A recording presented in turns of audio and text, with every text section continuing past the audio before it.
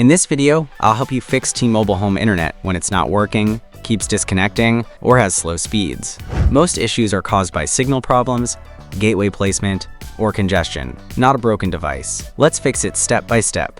Common reasons T-Mobile home internet stops working. If your internet isn't working properly, it's usually because the gateway lost connection to the tower.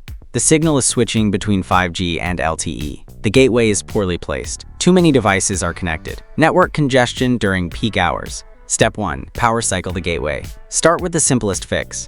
Unplug the gateway from power. Wait 2 to 3 minutes. Plug it back in. Wait for the connection to fully restore. This forces the gateway to reconnect to the network and clears temporary errors. Step 2. Reposition the gateway. Placement matters a lot. Move the gateway near a window. Keep it elevated. Avoid metal objects and electronics. Do not place it inside cabinets. Small position changes can greatly improve stability. Step 3. Check 5G versus LTE connection. In the T-Mobile Internet app, check whether it's connected to 5G or LTE. Constant switching causes disconnects. Stable LTE can be better than weak 5G. If switching is frequent, placement or congestion is the issue.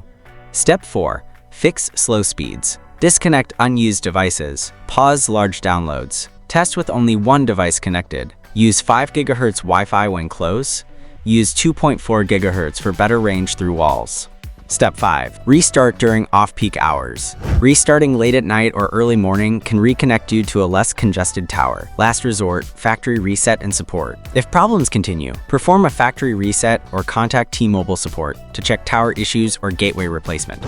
To check more details, check out our full post, link in the description. T-Mobile home internet speeds vary by location, but these steps can make it far more reliable. Don't forget to like, subscribe, and follow Tekzoid for more T-Mobile setup and fix guides.